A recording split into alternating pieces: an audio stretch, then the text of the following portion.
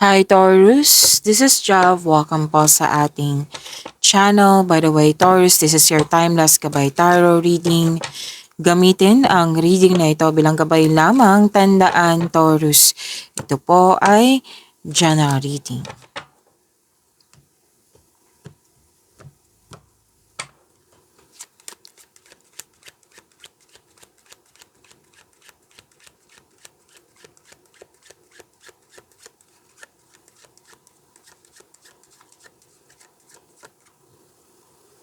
Mga parating pa para kay Taurus.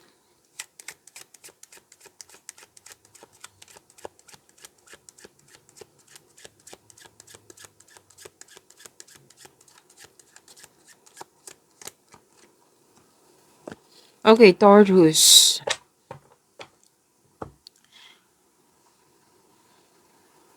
This is an act of giving and receiving, ha. Dalawang card po mismo nagsabi dito. Again, lalo na sa mga bago dito, tandaan niyo po ito. Na baka kasi malito kayo. Na may energy ng Taurus na kayo ang nakatanggap. May some of you din na Taurus ay kayo ang nagbigay. Most likely nagbigay ng advice. Okay? So sabi po dito,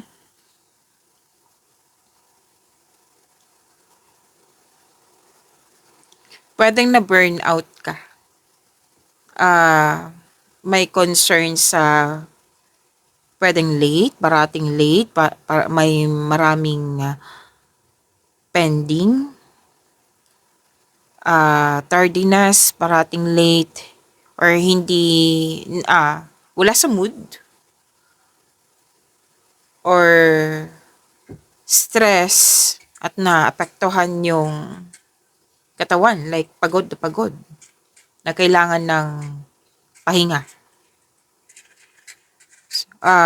Or di kaya'y, dalawang concern kasi to. Dalawang concern, what I meant is dalawang card po mismo nagsabi dito na may health concern.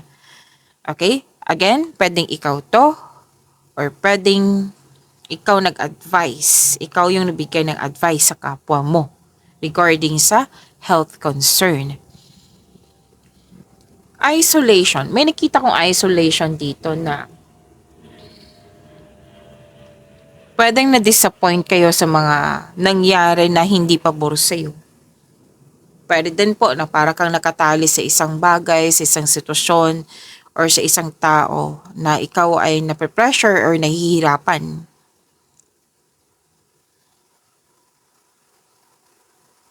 Pero kung ikaw man taon may concern sa depression, kailangan mo ng tulong. Seek help. Kung sa tingin mo na walang na makakatulong sa'yo, tulungan mo yung sarili mo. Kung may walang tao na makakatulong sa'yo, then seek professional help. Again, pwedeng ikaw to. Kung hindi man ikaw nagkaroon ng depression, pwedeng ibang tao to. Okay?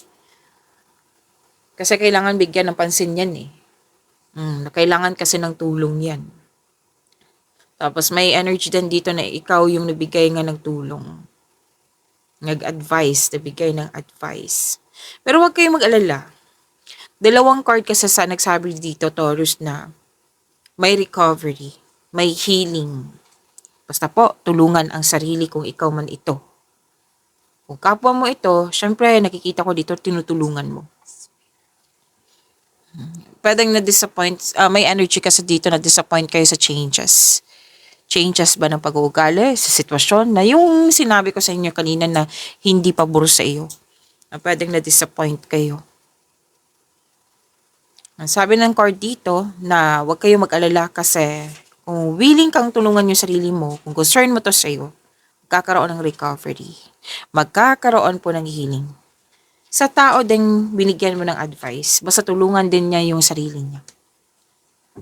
Okay?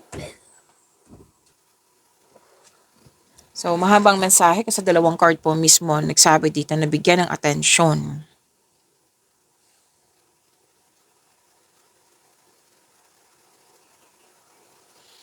May sabi din dito na pwede may hinihintay kayo pagkakataon like May nakita ko kasing trabaho dito. Parang concern to regarding sa unemployment. Oo. Kailangan kasi ng pahinga to. Kailangan ng pahinga, tapos pag re-energize ka na, then haharapin mo nang dapat harapin. Mag-apply ng trabaho, mag-follow up, kung ano man tong gusto mong makuha.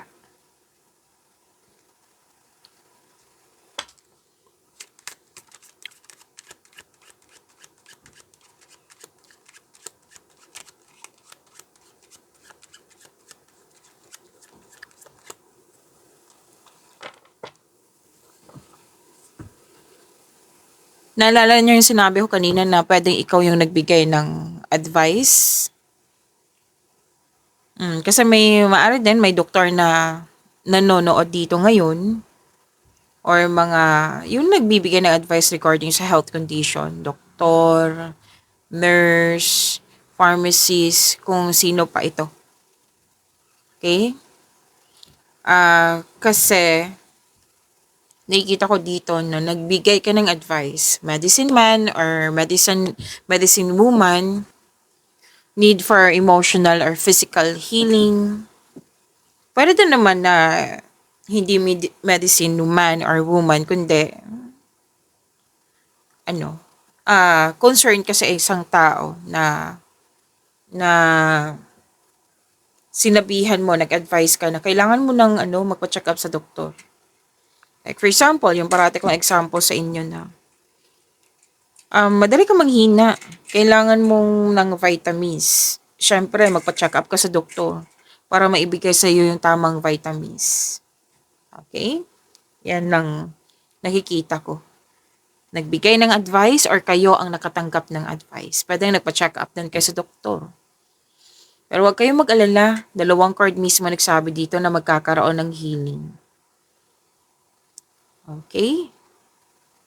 And I believe, kasi sinabi dito na some of you, pwedeng naapektuhan nga sa mga nangyaring hindi pabor sa'yo. Kailangan lang pahingan yan. Na, hindi mo na mag-isip ng mag-isip. Like, pahinga muna. Like, space muna. Kumbaga, alagaan ng mental health. Kasi maapektuhan yung physical health mo 'di ba? Kung talagang walang pahinga. So, kailangan ng pahinga. Pahingahin mo rin, huwag kang masyadong mag-isip. At kung sa tingin mo na re-energize ka na, then go back. Gawa ka ng solusyon.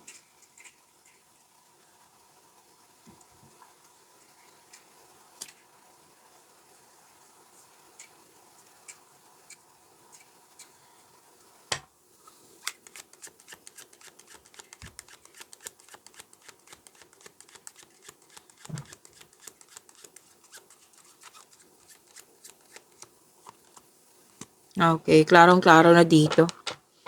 Ang ilan sa inyo, what I meant is, sige, ang advice kasi ng card dito, gagawa ka ng desisyon. Kasi ang ilan dito nangyari na Ang ilan mangyayari pa lang.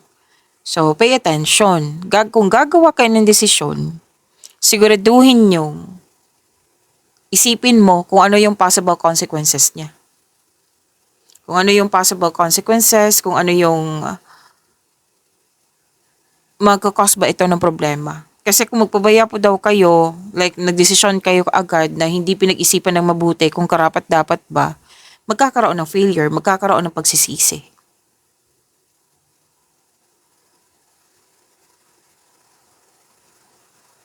Okay? At galingan nyo sa paggawa ng desisyon. Kung nangyari na ito, like nagsisisi na kayo, kailangan mo nang magpahinga. Rest day, vacation. Yung rest day hindi mag-isip ng mag-isip. Pahinga muna. Tapos kung handa ka na din, time for reflection. Kasi makakatulong talaga yan. Sa time for reflection, may pahinga. May solusyon sa inyong problema, sagot sa inyong mga katanungan. Basta may willingness, mabibigyan mo talaga yan ng solusyon. May willingness, may acceptance, may willing mag-let go. Magbibigyan niya ng solusyon.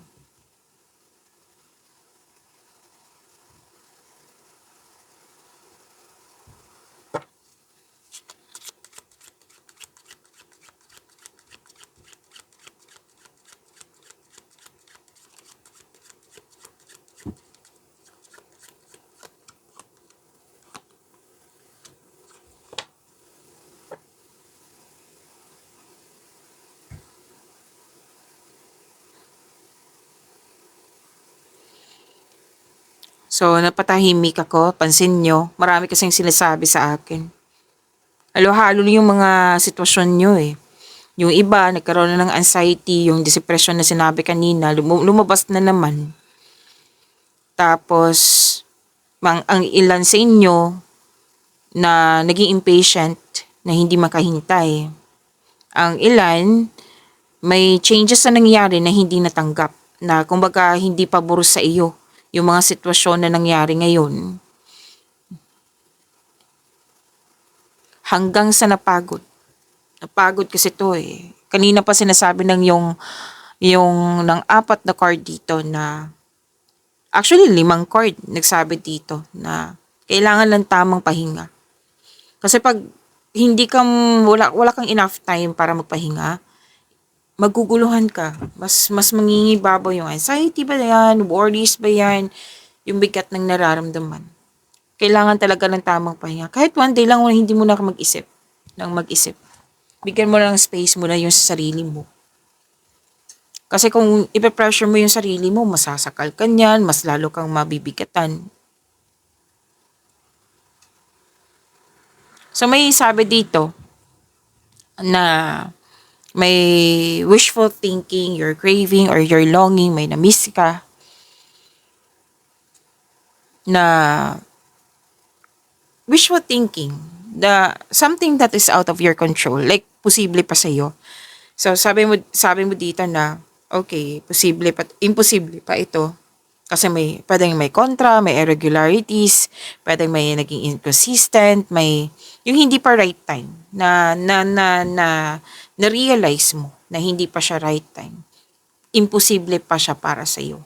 So nag-wishful thinking ka dito. At alam mo ba, so yung sabi ng yung card dito na kung magkakaroon ka ng positive thoughts, yung desire kasi to, yung desire mo, makukuha mo yan kung magkakaroon ka ng positive thoughts.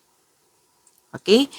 Wag mong i-pressure yung sarili mo, wag mong pahirapan yung sarili mo kasi nakikita ko talaga dito kung madidisbalance yung emotion mo, like ma-disappoint ka, yung mga negativity, like yung mga bigat ng nararamdaman hanggang sa nagkaroon ng anxiety. So, alam naman natin hindi yan tama, di ba? Kasi kumbaga sobra sa pag-iisip, pwede. Sobra sa kalungkutan, sobra sa disappointment, kung ano man to, kailangan mo talagang i-release yan.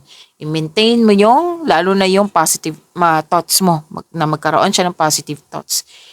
It's time to release your negativity. Palitan mo ng positivity. Yung parati kong tinuturo sa inyo ng positive affirmation, nakakabuti yan sa iyo. Okay, Taurus? And, ganyan talaga. Na nakikita ko kasi dito na may kontra pa or imposible pa. May mga sa buhay natin, mayroon talagang ganyan. We cannot control everyone, lalo na tao.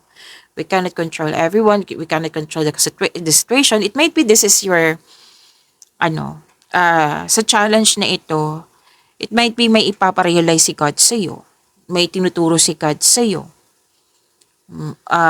Pero then protection ito, redirection. Okay? So, kailangan kasi ng pahinga. Kasunod yan, kung may enough time ka na like, na-re-energize ka na, then time for reflection. Yan yung paulit-ulit na sinasabi ng iyong card dito, Taurus.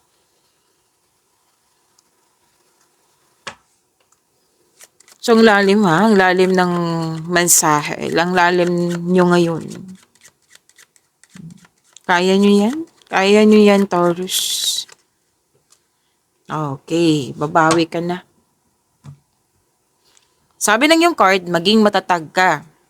Kasi, magkakaroon na ng stability.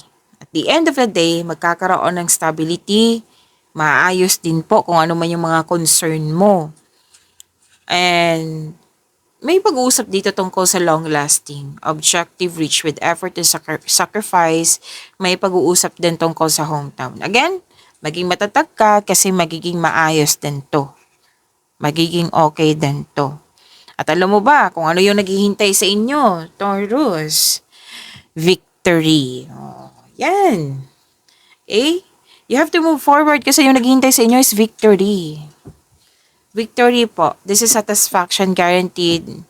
May milagrong magaganap. May nakita rin akong magkakaroon ng mataas na sales or may nabenta na. May nakita kong ganyan. So, give praise for all of your abundance and your dreams are coming true. Wow!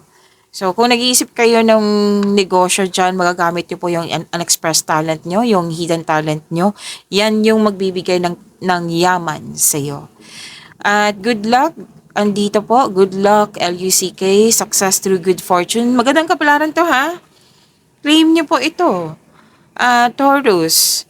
Okay? Kung hindi man pabor sa'yo noon, ngayon nakikita ko dito pabor na sa'yo. Okay? So, claim nyo po. Ang ganda ng ending. Wow. Taurus. Bumabawi si Taurus. Kuha tayo ng angel number for you, Taurus.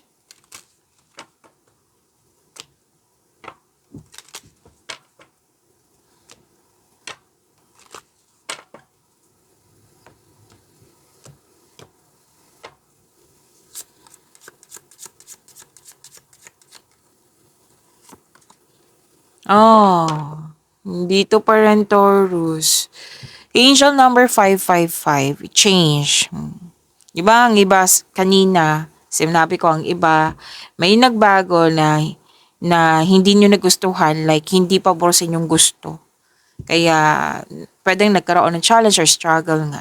So, andito siya. Angel number 555, change. Sabi pa dito, change happens outside your comfort zone. The time for change is now. The angels are whispering for you to trust your path and to learn how to walk it. Take the next step. Allow change to lift you up and guide you forward. Okay, so kailangan natin i-recite to kasi this is a positive affirmation. Ito yung sabi ko kanina sa inyo na kailangan ma-release tong negativity at palitan nyo ng mga positivity like yung positive affirmation, which is ito, yung mention ko kanina. Recite nyo po twice, okay? Kasi nakakabuti ito sa inyong energy. I-focus ko lang. Okay, klaro na ba? Okay. To attract more blessings, let us say the power affirmation. Let us say, I release all that no longer serves me as I am guided to move outside of my comfort zone and let change in.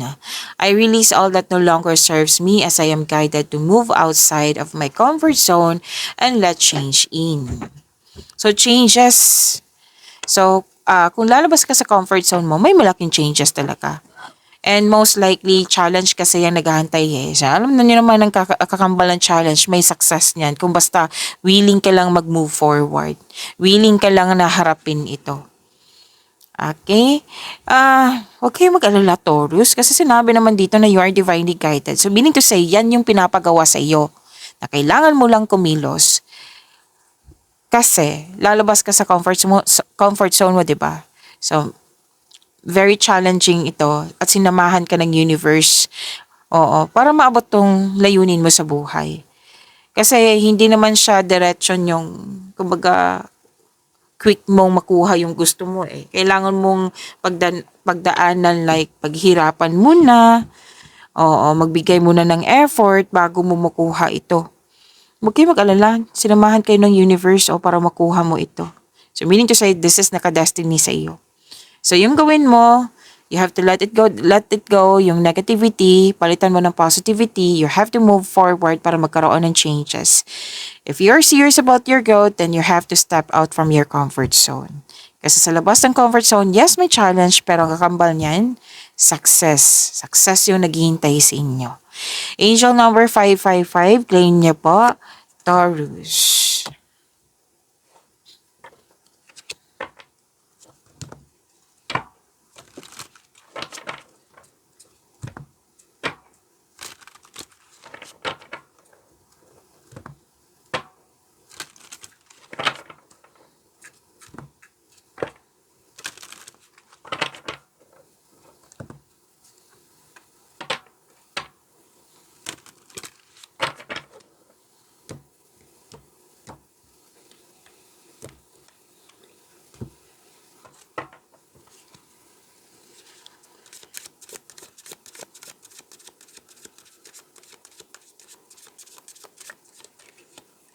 Energy ni Taurus.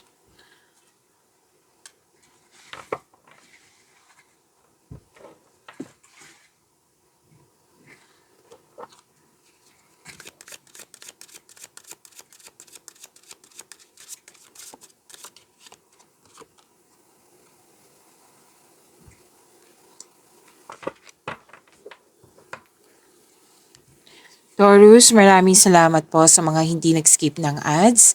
Subscribe na po kayo sa ating channel at click bell notification para updated po kayo sa reading natin. Para po sa mga gusto magpa-reading po, comment po kayo ng personal reading and check my reply sa comment section. Inom muna ko ng tubig, Taurus, saglit lang po.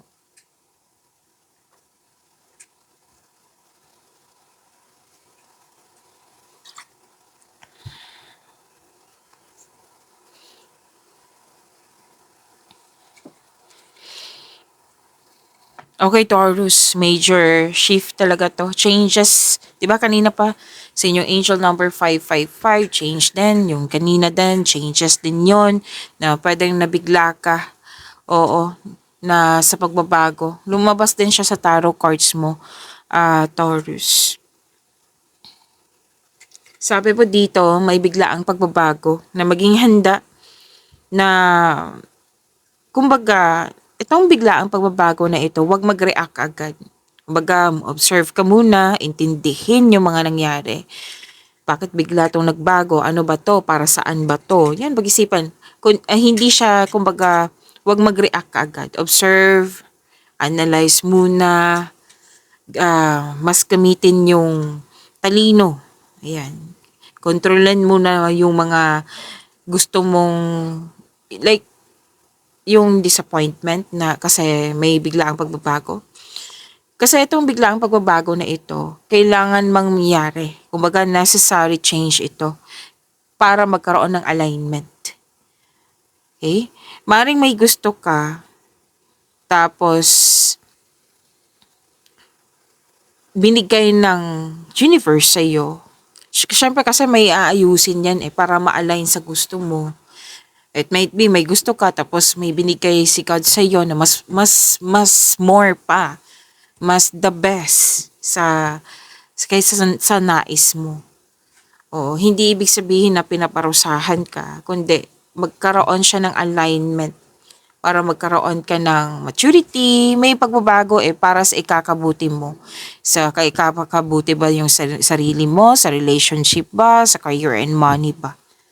Yan. Kasi sinabi dito, huwag kang mag-alala sa pagbabago na ito. Yes, biglaan po ito ha. Huwag kayong mag-alala sa pagbabago na ito kasi magbibigay ito ng growth and expansion sa iyo. So, always expect and expected. May sikreto din na bulgar. Oo, kasi nalaman mo to kasi malakas ang iyong intuition.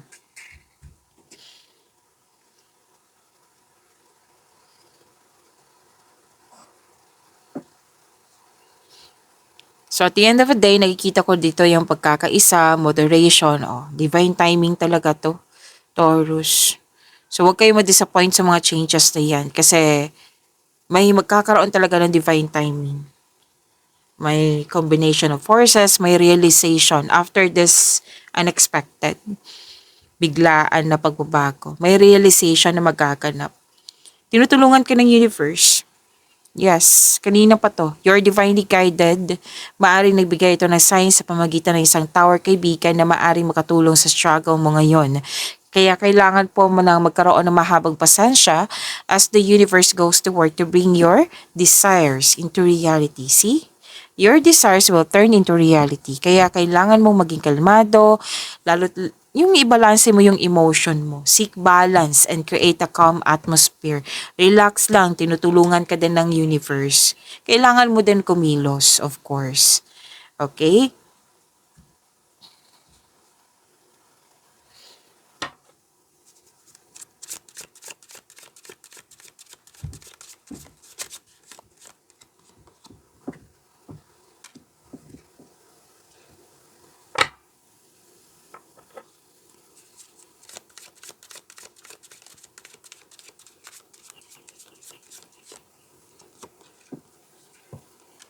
Ang ganda ng cards mo ha, Taurus. Ang ganda po.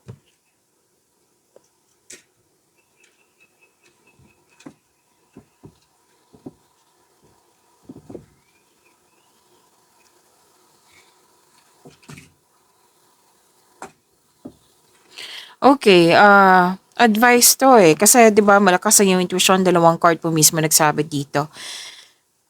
Makinig kayo sa inyong intuition kasi gumagawa kayo ng final decision, financial decision or business decision. Alam niyo naman 'di ba na makakatulong talaga yung intuition kasi yan yung magtuturo kung saang kung ano yung susunod na hakbang na pagkilos at kung saang right path patungo sa success. So, makinig, follow your intuition in making financial or business decision kung pwede po. And naghahanap ka ng solusyon sa inyong problema, sagot sa inyong mga katanungan at sabi ng iyong card dito, nasa iyo na yung sagot, nasa iyo na yung solusyon. Trust yourself first. Bago ka magtiwala sa ibang tao, like yung opinion nila, trust yourself first. Trust your own counsel first. Sabi ng iyong card. Na another card na naman nagsabi dito na may malalaman kang sekreto mula sa isang tao. Kasi nga 'di ba, malakas ang iyong intuition.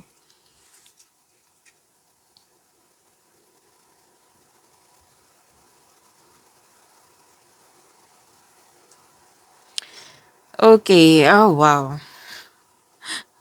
'Di ba sabi ko sa inyo maganda talaga yung cards mo. Kasi this is about wealth, this is generosity. Magkakaroon talaga ng financial stability. And pwede din may promotion na magaganap kasi may sabi dito na may binigay na leadership role sa iyo at maraming naniniwala sa iyo. Success, financial stability, naka-highlight po dito. At taas ng tagumpay talaga sa kaperahan at katatagan ay nasa iyong kamay na. Hawak mo na. May parating na kasosyo or magbigay ng puhunan sa iyo upang tulungan ka sa pagkamit ng iyong layunin. May business partnership, may magbigay ng puhunan, pera. May nakita rin ako ditong ay nagbigay ng ideas. Malaking tulong yung ideas na yan, ha? Oo. Wow. So, this is wealth, generosity, claim nyo po.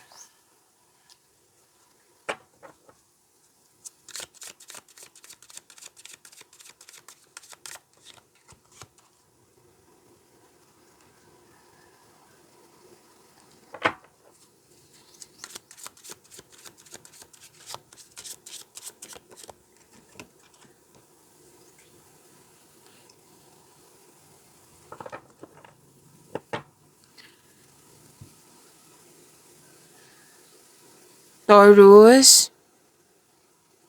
Okay. Taurus, gusto nyo bang ma-notify kayo, ma-prompt kayo na at mapanood nyo po yung premiere ng video natin? Kung gusto nyo po, i-click nyo po yung bell notification dyan. Kung hindi nyo po alam, magpaturo po.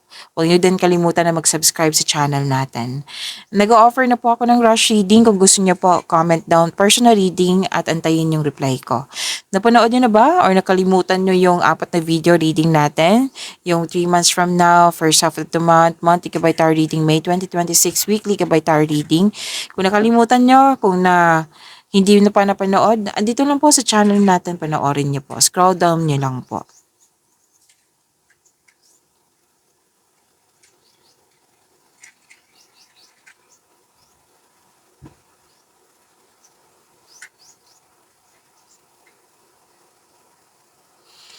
Okay, sa love life, self-love, partnership, and romance, Taurus, nakikita ko kasi dito nagkaroon ng unhealthy connection sa isang tao, toxicity, wala naging lust over love, or nagkaroon ng controlling person. So, sabi ng yung card, kailangan po ng freedom, kailangan po ng recovery, kailangan po ng balanse.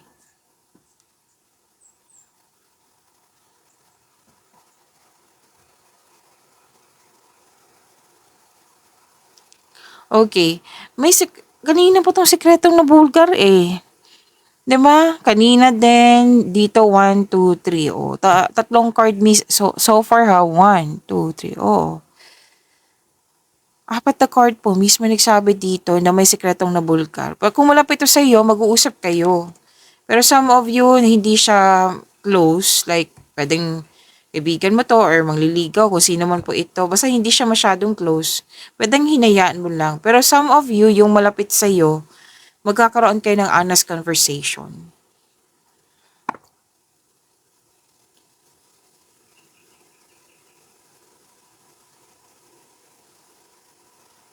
Magkakaroon din ng hustisya.